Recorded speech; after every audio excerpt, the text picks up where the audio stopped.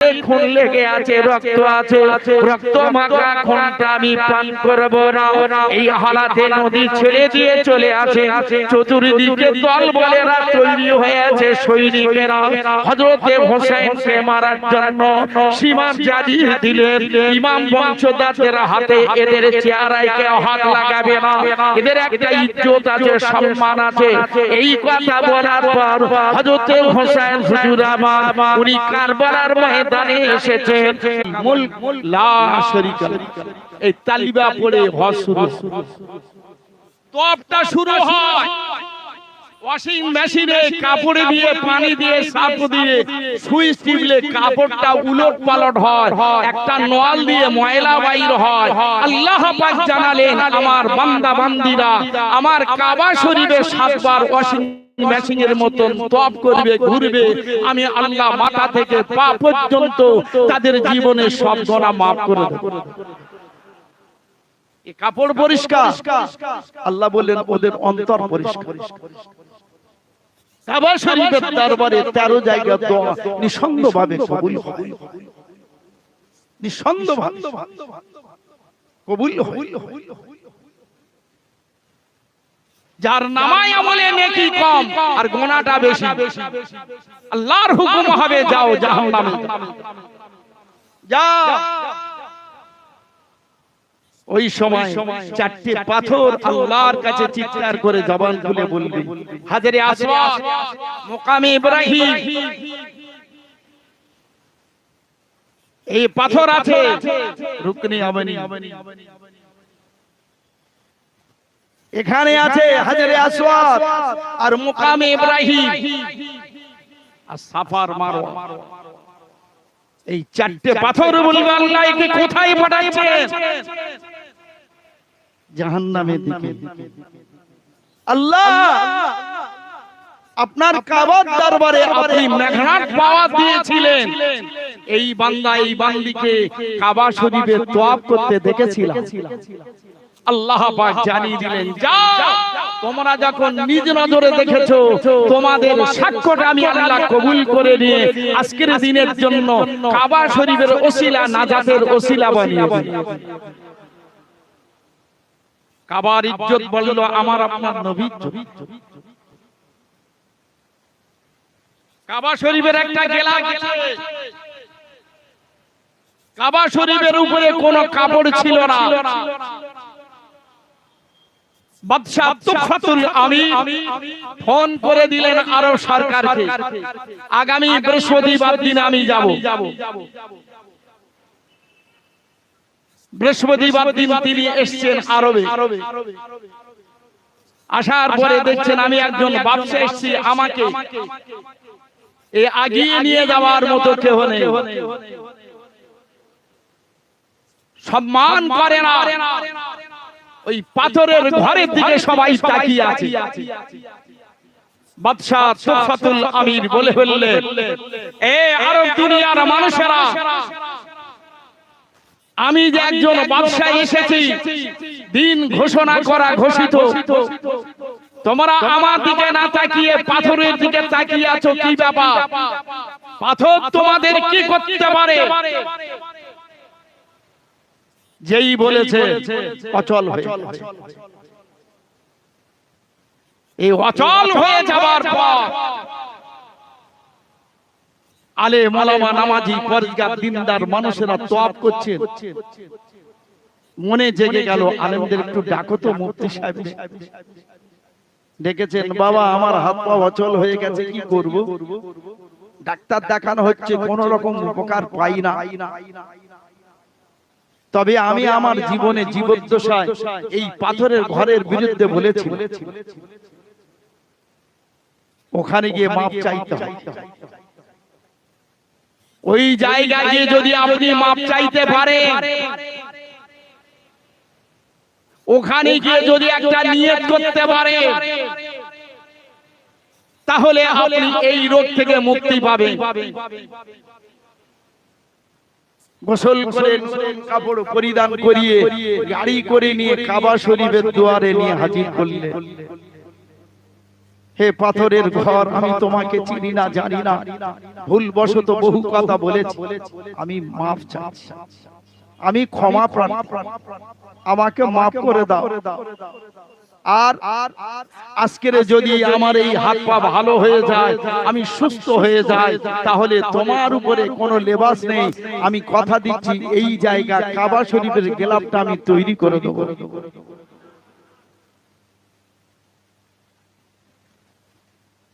আর একটা চিঠি লিখে দিলেন, যদি আমি সুস্থ হতে পারি কাবা শরীফের গেলাপ করে দেওয়ার পর, আমি একটা কিতাব দেখেছিলাম, শেষ সময় মামেনার গর্ভে একটা সন্তান আসবে যার নাম হবে মুহাম্মদ সাল্লাল্লাহু আলাইহি ওয়াসাল্লাম, আমি তার উপরে ঈমান আনব। জোরে বলা যাবে না? যার নামের মাহফিল।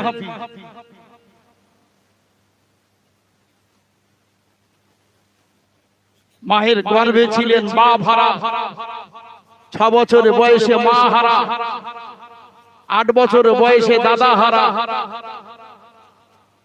25 বছরের বয়সে বিয়ে করলেন, 40 বছরের বয়স মেয়ে ছেলেকে, 40 বছরের বয়সে নবুয়ত পেলেন, 39 বছর 11 মাস 29 দিন তিনি বলেছিলেন লা ইলাহা ইল্লাল্লাহ। যেদিন টানা 40 হয়ে গেল, ওই দিনেতে এই 39 বছর 11 মাস 29 দিন, যেদিন 30 হলো, 40 পূরণ হলো, ওই দিন আল্লাহ পাক জানিয়ে দিলেন, হাবিব তুমি আমার নামের কলেমা পড়েছিলে লা ইলাহা ইল্লাল্লাহ, আজকের 40 যখন হয়েছে, তোমার উপরে আমি নবুয়ত দান করব, তবে তুমি আমার নামের কলেমা পড়বে, আমি তোমার নামে পড়ব। এই কথা বলার পরে বললেন, আমি আল্লাহ নিজেই শুনতে চাই তোমার নামের কলেমা। এ মালাইকা ফেরেশতারা তোমরা সবাই মিলে শোনো। নবী তখন বললেন লা ইলাহা ইল্লাল্লাহ।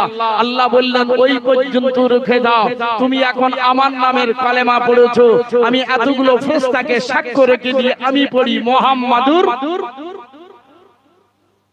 তাহলে একদিকে কলেমা পড়লেন নবী, অপর দিকে পড়লেন আল্লাহ। সেই কলেমা লাস্টে দোয়া ফেরাবার পর লা ইলাহা ইল্লাল্লাহ বলছে, বেরা মাতে কা শেষ। কুয়াটা ছিল 96 সালে নিজে নজরে দেখেছে, আর ছিল ঢাকা পড়ে। ওই কুয়ার মধ্যে পাম্প সেট ফিট করে দিয়েছিলেন, পানি শুকাবার জন্য শুকাতে পারলেন না। ওই ডুবুরি নেমেছিল, নেমে দেখে কত দূর পর্যন্ত কি আছে, যত পানি তোলে তত পানি পূরণ হয়। গিয়ে দেখছে একটা পাথর আছে, পাথরে দুটো ছিদ্র আছে, ওই পাথরেতে আমার নবী পাকের নামের কলেমা শরীফ আছে। এই পাথরের ভিতর থেকে যে পানিটা আসে, পানি এসে আমার নবী পাকের নামের কলেমার উপরে পানিটা লেগে পানি বরকত হয়ে পূরণ হয়ে যায়।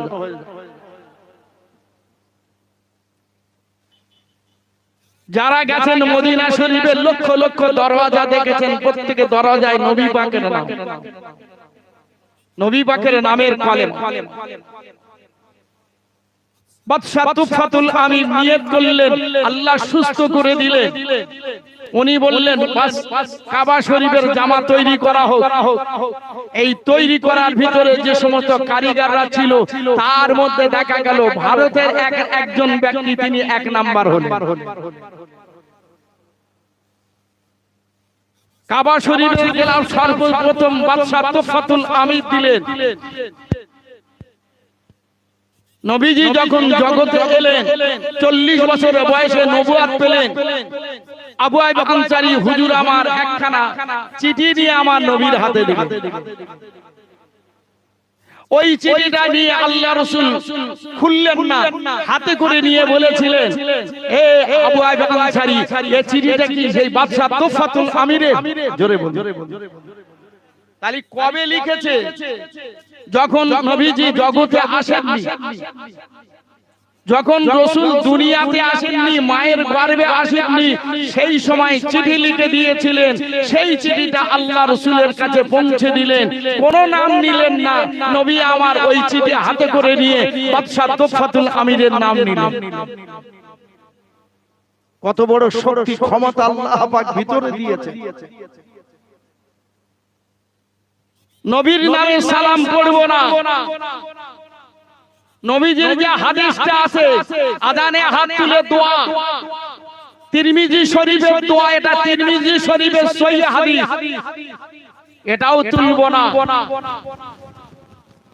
নবীজির দুয়ারে গিয়ে হাত তুলে দোয়া করব তা করতে পারবো না। বুখারী শরীফের মধ্যে আছে,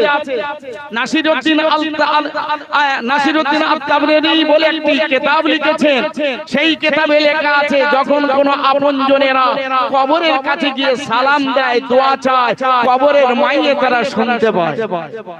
জোরে বলা যাবে না? তাহলে সাধারণ মানুষ যদি শুনতে পায়, আমার আপনার নবী কি শুনতে পাবে না? আল্লাহ পাক জানিয়ে দিলেন, সাত তাবক আসমান ও জমিনের ভিতরে আমি আমার হাবিবুল্লাহকে আমি জিন্দা রেখেছি। আমি আল্লাহ জানিয়ে দিই, গোটা পৃথিবী কোথায় কি হয় আমার নবী সব দেখতে পায়। সব দেখতে। সেই নবীর নামের মাহফিল, সেই রাসূলের নামে মজলিস। যারা আজকে প্রধানমন্ত্রীকে মানে, প্রধানমন্ত্রী আসলে দলবদ্ধ হয়ে যায়। যারা আজকে মুখ্যমন্ত্রীকে মানে, মুখ্যমন্ত্রী আসলে তারা মান্যওয়ালারা দলবদ্ধ হয়ে যায়। যারা আজকে বুদ্ধদেবকে মানে, বুদ্ধদেব বাবু আসলে তার দল বলেরা তারা দলবদ্ধ হয়ে যায়। আমরা দুনিয়াদারি সব দলকে সাইড করে দিয়ে আমরা একটা দল করি, সেটা হলো মুহাম্মাদুর রাসূলুল্লাহ। জোরে বলা যাবে না? আমরা তারই দল, আমরা তারই দল করি। বুঝলেন? আজকের এই মাহফিলে যত ব্যক্তি এসেছেন নবীর মেহমান, এটা হলো রাসূলের মেহমান। রাসূল যখন ছোট ছিলেন, মা ভাড়া মা হারা, ওই সময় আমার আপনার নবীকে নিয়ে হযরত আব্দুল মুত্তালিবের কাছে পৌঁছে দিয়েছেন। আব্দুল মুত্তালিব হুজুর আমার পেয়ে, কারণ বাপ আব্দুল্লাহ বলেছিলেন, আমেনা তোমার গর্ভে যে সন্তান আছে, এই সন্তানটা শুনে রেখে দাও, আমার আব্বার কোলে তুলে দেবে। আমার আব্বা বেটা পাবে না, বেটার বেটা পেয়ে খুশি হয়ে যে নাম রাখবে সেই নামটা তুমি কবুল করে নিও, তবে একটা নাম রাখতে দিও না। আল্লাহ পাক আমার ওই ছেলের নামটা আসমানে আহম্মদ রেখে দিয়েছেন। জোরে বলে। আহম্মদ বলতে গেলে যখন দাঁড়িয়ে যায় নামাজ পড়ার জন্য তখন হয় আলিফ, যখন রুকু করে তখন হয় হে, যখন সিজদায় যায় তখন হয় মিম, আর যখন হাত তোলে তখন হয় দাল। আলিফ হে মিম দাল আহম্মদ, এই আহম্মদ অক্ষরিত নামাজ হবে। কি করলেন? আব্দুল মুত্তালিব বললেন, আমার বেটা নেই, আমার বেটার বেটা, আমি নাম রেখেছি মুহাম্মদ সাল্লাল্লাহু আলাইহি ওয়াসাল্লাম, একে কে লালন পালন করবে? আবু লাহাব বললেন উঠে দাঁড়িয়ে, আমার দায়িত্ব দেন। এই আবু লাহাব, রাসূল চাচাদের আগে দিয়েছেন, রাসূল পিছনে বসে আছেন, আমার বাপের ভাই চাচারা। এই আবু লাহাব, তুমি আবু জেহেলের সঙ্গে সম্পর্ক রেখেছো, আজ যদি আমার কথাটা তোমার উপরে দায়িত্ব দিয়ে দিই, তুমি আজকে 24 ঘন্টার মধ্যে আবু জেহেলের প্রমোশ মেরে দেবে। ইবনে আব্বাস বললেন আমাকে দেন, বলে ফেললেন ইবনে আব্বাস, তুমি আমার ভাইপোকে কোলে করে তুলে নেবে, তোমার বেটা যখন আব্বা আব্বা করে ডাকবে সেই সময় তুমি কি করবে? আমার ওই পোতা মুহাম্মদ সাল্লাল্লাহু আলাইহি ওয়াসাল্লামকে রেখে দিয়ে তুমি তখন তোমার বেটা নেবে, ওই সময় যে কেঁদে ফেলবে, আমার বাপ থাকলে আমাকে কোলে করে তুলে নিত, কঠিন কষ্ট পাবে।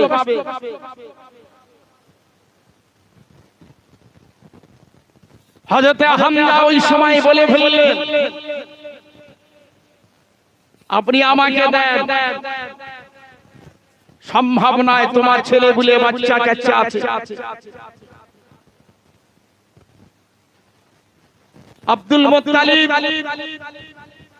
তখনই লক্ষ্য করে উনি বললেন, আমি যে কটা দিন বেঁচে আছি তুমি আমার কাছে থাকো,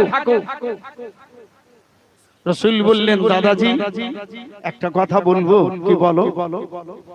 এটা কার ঘর? বললেন আল্লাহর ঘর। দাদাজি এগুলো কি? বলে ঠাকুর। এগুলো কেন? আল্লাহর ঘরে আল্লাহর সিজদা হবে। খবরদার এ কথা বলো না, আবু জেহেলের দল বলে সেই তোমাকে ক্ষতি। দাদাজি আমি আপনাকে জানিয়ে দিই, আপনি আমার দায়িত্ব নিয়েছেন, দায়িত্ব নিতে হবে না। আমার দায়িত্বটা আমি আল্লাহর উপর তুলে দিতে চাই। জোরে বলা যাবে না? অল্প বয়স মা ফারা মা ইমানের জন্য কি করলেন? চাচাজি বীর ছিলেন, উনি বললেন ভাইপোটা আমার দায়িত্ব দেন। আবু তালেব বললেন আমাকে দেন। আব্দুল মুত্তালিব বললেন আমি খুশি হলাম। সেই জামানার নিয়ম ছিল যার দায়িত্ব যাবে তার কাঁধে হাত দেবি। বলল মুহাম্মদ সাল্লাল্লাহু আলাইহি ওয়াসাল্লাম তুমি কার দায়িত্বের উপর থাকতে চাও? আবু লাহাবে ওই সময় আবু তালেবের কাঁধের উপর হাত দিলেন, কোলে করে তুলে নিয়ে ঘরে গেল। এ বিবি, এই ছেলেটা আমাদের, যা চাইবে দেবে, সারা রাত তুমি ওকে নিয়ে থাকবে। সবাই বুকে হাত মারছে, যা বর্তমান সময়ে সেই বীর আজকের মুহাম্মদ সাল্লাল্লাহু আলাইহি ওয়াসাল্লামের দায়িত্ব নিল। আবু জেহেল জানিয়ে দিলেন শুনে রেখে দাও, আবু তালেব যেদিন বিদেশে যাবে সেদিনকে চুরি করে নিয়ে আসতে পারবে। তোমরা যদি এই মুহাম্মদ সাল্লাল্লাহু আলাইহি ওয়াসাল্লামকে চুরি করে নিয়ে আসতে পারো, আমি কথা দিচ্ছি ওই ব্যক্তির ব্যবস্থা আমরাই নেব। একজন বললেন যদি চুরি করে আনা যায় তাহলে আমরা তার চিন্তা ভাবনা করব। বললেন তলোয়ারটা নিয়ে জিভ কেটে নেব। একজন বললেন নাক কেটে দেব। আরেকজন বললেন কান কেটে দেব। আরেকজন বললেন তলোয়ারটা পেটে মেরে দেব। আরেকজন বললেন দুটো হাত কেটে দেব।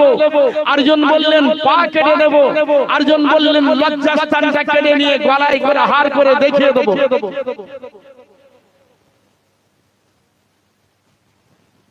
ঠিক আছে, চলে গেলেন আবু তালেব বিদেশে চলে গেলেন। এই মুহাম্মদকে দেখো ঘরে শুয়ে আছে, চাচিমার কাছে শুয়ে আছে। দলবলেরা গেছে, গিয়ে দেখছে আস্তে আস্তে ছিদ্র আছে, তার মধ্যে লক্ষ্য করে দেখেন আমার নবী শুয়ে আছে, পুরো ঘরটা আলোয় আলোকিত হয়ে আছে। হবে না গো তো আলো। চলে গেল। আরেক দল বললেন আমরা আছি, তারাও গিয়ে দেখছেন ছিদ্র আছে, ওই ছিদ্র লক্ষ্য করে দেখছেন নবী আমার দুটি ঠোঁট ঘুমিয়ে আছে, ঠোঁট দুটি টিপ টিপ টিপ টিপ করে চলে। এ কাকে ডাকে রে, কাকে ডাকে, কাকে ডাকে, কার সঙ্গে কথা বলে? আস্তে আস্তে দেওয়ালে কান দিয়ে দেখছেন নবী আমার রব্বি হাবলি উম্মতি, রব্বি হাবলি উম্মতি, উম্মত উম্মতানির জন্য শুয়ে শুয়ে কাঁদতেছে। জোরে বলা যাবে না? একদল বললে শোনো, ও জ্যোতি মানি না, ও জামান খুলে টিপটাপ করে বলছে ওটাও মানি না। কি হবে? তোমরা পায়ের দিকে থাকবে, তোমরাও মাথার দিকে থাকবে, তোমরা মাঝখানে থাকবে, আর আমি কাপড়টা নিয়ে মুখে দিয়ে ঢাকা দিয়ে চাপা দেবো, চিৎকার করতে দেব। আস্তে আস্তে গিয়ে দরওয়াজাটা খুলে আছে, পায়ের দিকে মাথার দিকে মাঝখানে দাঁড়িয়ে আমার আপনার নবীর মুখে কাপড় দিয়ে চেপে নিয়ে তাড়াতাড়ি দ্রুত গতিতে কাবা শরীফের পাশে বাবুস সালাম বলে একটি দরওয়াজার পাশে ঘরের মধ্যে দিয়ে তালা লাগিয়ে দিয়ে হাতিম শরীফে বসে আবু জেহেলকে ডাক, কি খবর? আমাদের কাল শত্রুকে ধরে নিয়ে চলে এসেছে। চাচিমা উঠে দেখে মুহাম্মদ সাল্লাল্লাহু আলাইহি ওয়াসাল্লাম কোথায় কান্না শুরু করছেন, কাঁদতে কাঁদতে চোখ খুলে। আবু তালেব এসে বললেন ভাতিজা কোথায়? তাকে চুরি করে নিয়ে কে নিয়ে গেল? तमाम জায়গায় তালাশ করছে, কেউ বলতে পারে না। লাঙ্গা তলোয়ারটা নিয়েছেন, মাথায় পাগড়ি বেঁধেছেন, কোমরে রশি বেঁধেছেন, যুদ্ধ করা লেবাসটা নিয়ে তলোয়ার নিয়ে কাবা শরীফের দরবারে হাজির। এসে দেখতে পাচ্ছেন হাতিম শরীফের মধ্যে ওখানে বসে আছে আবু জেহেল আছে, সাইবা আছে, উতবা আছে, আবু সুফিয়ান আছে। বলে ফেললেন, এ আবু জেহেলের দলবলেরা বল, আমার ভাতিজা কোথায়? এত বড় শক্তি তোদের, কুরাইশ বংশের সন্তানকে চুরি করতে পারলে কি অত্যাচার করেছো, অনাচার করেছো, অবিচার করেছো বলো। যে তলোয়ারটা নিয়ে এসেছি, এতদিন আমি তোমাদের হয়েছিলাম, আজ থেকে আমি যে তোমাদের দলকে প্রত্যাখ্যান করলাম, আজ থেকে আমি মুহাম্মাদের দলভুক্ত হয়ে গেলাম। এই লাঙ্গা তলোয়ারটা দিয়ে তোমাদের কচু কাটা করব, আমি কাউকে ছাড়বো না। এই সময় নবী আমার বলছেন, আল্লাহ যদি আজকের আমার চাচাজি এসে দরজা খুলে আমাকে নিয়ে যায়, আল্লাহ আমি তো যাব না। এরা যদি আমার চাচাজি আমার জন্য পাগড়ে মেরে দেয়, তাহলে আমার চাচাজি জীবনের মতো আমার মতো শেষ হয়ে যাবে। আল্লাহ এখানে যারা আমাকে মারার জন্য এই হাতিম শরীফে বসে মিছিল করে, এদের হাত পাকে তুমি অচল করে দাও। এই কথা বলার পর শত্রু দলের হাত পা অচল হয়ে গেল। জোরে বলা যাবে না। নবী দোয়া করছে, এতগুলো মানুষ মারার জন্য তার আজকে আলোচনা হচ্ছে, এক জাররা পরিমাণ নবী আমার তিনি টলছেন না। তিনি জানে হেফাজতের মালিকটা কে, তার উপরে বিশ্বাস করেছেন, ঈমান এনেছেন। সব জায়গাগুলো নিজ নজরে দেখেছে। আস্তে আস্তে আস্তে চুপচাপ হয়ে গেল। নবী আমার দোয়া করছেন, আল্লাহ আমি মসজিদকে সংস্কারের কথা বলেছিলাম, আল্লাহ তোমার ঘরকে পরিষ্কার পরিচ্ছন্ন রাখার কথা বলেছিলাম। তোমার ঘরের আন্দোলন ছিল অন্য কিছু নয়, তোমার নামে সিজদা দেওয়া, তোমার নামে সিজদারি ইবাদত বندگی করা। ইবাদত একার বয়াকাত দত একারেতে একতা বইতে বিশ্বে দাইতে দৃষ্টান্তে তৈতে তামাম দৃষ্টান্ত দিয়ে একত্রিত করার নাম হলো ইবাদত। তাই আমি বলেছিলাম, এক ওয়াক্তে নামাজ হবে, একই টাইমে নামাজ হবে গোটা পৃথিবী, মাগরিবের টাইমে নামাজ হবে গোটা পৃথিবী, ফজরের টাইমে নামাজ হবে, কিন্তু প্রত্যেক রাকাতে সর্বপ্রথম সূরা ফাতিহা শরীফ হবে পৃথিবীর এই প্রান্ত থেকে ও প্রান্ত পর্যন্ত। এটা আমার বড় বৃহত্তম সম্মেলন হবে। জোরে বলুন, একই টাইমে গোটা বিশ্বের সমস্ত রাষ্ট্র কি করলেন? আল্লাহ পাকের দরবারে নবী আমার দোয়া চাইলেন, আল্লাহ তোমার নামের আন্দোলন করাটা যদি সঠিক হয়, যে ঘরের মধ্যে দিয়ে তালা লাগিয়ে দিয়েছেন ওই ঘরের দরওয়াজাটা আপনি খুলে দিন। যেই বলেছেন সঙ্গে সঙ্গে ওই ঘরে দুটি দরওয়াজা দুহাত করে খুলে গেল। এই জোরে বলা যাবে না, আর একটু জোরে বলা যাবে না। আল্লাহ শক্তি ছোট না বড় দেখেছেন? ভারতের জমিনে সবথেকে বড় কমান্ডারের হেড যারা ছিল সপরিবারে মরল। কদিন আগে বলেছিল সংখ্যালঘুদের কচু কাটা করব, প্লেনের মধ্যে পুড়ে শেষ হয়ে গেল। আল্লাহ পাক তিনি জানিয়েছিলেন, আয়াত দিয়েছিলেন 6666টা, তার মধ্যে বলেছিলেন লাকুম দীনুকুম ওয়ালিয়াতি, তোমার ধর্মটা তুমি করো, অপর ধর্মের অপর মানুষের ধর্মটা তার করতে দাও, তার ধর্মের সহযোগিতা করো, বিরোধিতা করো, বিরোধিতা করো। কি করলেন? রাসূলকে সঙ্গে করে নিয়ে আবু তালেব বুকে জড়িয়ে নিয়ে কাঁদতে কাঁদতে ঘরের দুয়ারের কাছে হাজির। চাচিমা দেখে সেই মুহাম্মদ সাল্লাল্লাহু আলাইহি ওয়াসাল্লামের চেহারা মোবারকের খুশবু জারি হয়।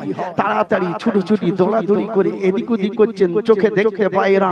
কই রে বাবা মুহাম্মদ সাল্লাল্লাহু আলাইহি ওয়াসাল্লাম, তোমার চেহারার খুশবু আমি পেলাম, তুমি কোথায় রে বাবা?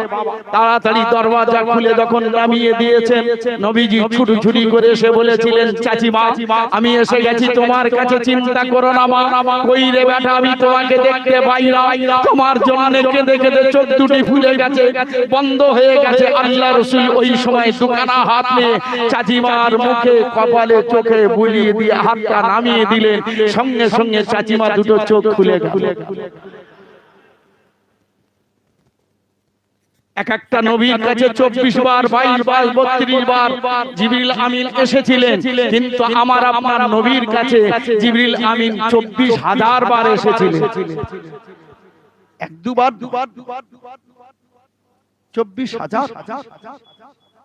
আহ আহ আহ চাচিমা বলেছিলেন, বাবারে আমি তোমাকে পেয়ে আমি যেন জান পেয়েছি। কেন?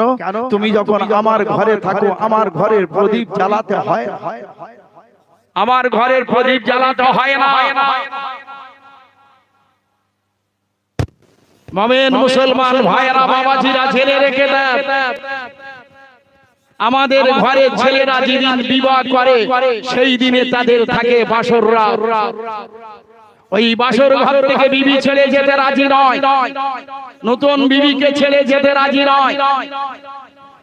বন্ধু বান্ধব আত্মীয় স্বজনেরা সবাই জুড়ে থাকে, কিন্তু নবী আমার কি করলেন? যুদ্ধের ময়দানে যখন নেমে পড়লেন, যুদ্ধের দামামা বেজে গেছে। কে আছে রাসূল প্রেমিক, কে আছে নবী মাননেওয়ালা, কে আছে রাসূলকে মাননেওয়ালা? জান মাল বিবি বাচ্চা ছেড়ে রেখে দিয়ে আমি নবী আমার সঙ্গী হবে কে এমন আছে? এই কথা বলার পর এই আওয়াজটা এসে পৌঁছে গেল হযরত হানজালা রাদিয়াল্লাহু তাআলা আনহুর কানেতে। সেদিন ছিল বাসর রাত, সেদিন ছিল নববিবি নতুন বিবির ঘরেতে। নবী আমার উঠে